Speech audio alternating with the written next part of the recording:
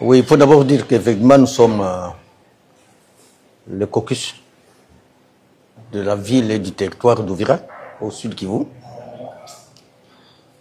dont je suis le doyen, c'est-à-dire j'en suis le président. L'honorable Missa de Mugombero est le vice-président. Et les deux collègues, Amini Chemou Kabaka et Lévis, sont nos co-rapporteurs. Et nous sommes venus voir le ministre d'État des infrastructures, Alexis Gisaro, qui est aussi député élu d'Ouvira, et en même temps ministre des infrastructures et travaux publics, pour une question majeure.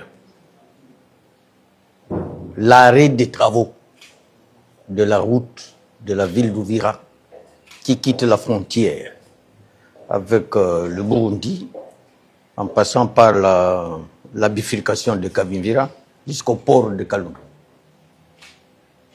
L'opérateur économique burundais qui fait les travaux a préfinancé les travaux en cours. Et apparemment, le gouvernement congolais a du mal, non seulement à financer la suite des travaux, mais également à lui payer ce qui est déjà préfinancé. C'est ainsi que le ministre d'État nous a rassuré qu'il y a déjà un pas pour avancer, tant soit peu, le remboursement. Un petit couac se dresse. Mais ici, nous voulons nous adresser particulièrement au président de la République, son Excellence Antoine Félix Tshisekedi Tshilombo, que l'arrêt des travaux sous la chaussée de la ville d'Ouvira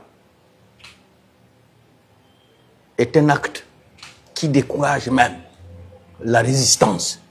Parce qu'aujourd'hui, Ouvira incarne la résistance et même le stop de l'avancée de la rébellion.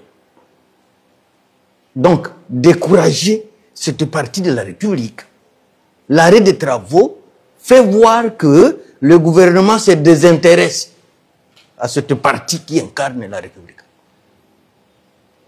Et aussi, nous voulons nous adresser au ministre des Finances, le ministre Doudou Famba,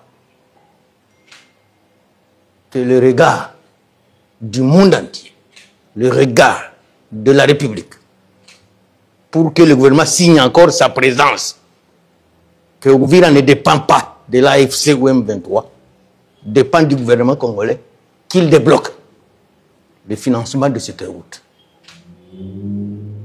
Je ne veux pas dire que s'il ne débloque pas, il serait complice ou quoi, mais c'est un devoir moral, c'est un devoir politique.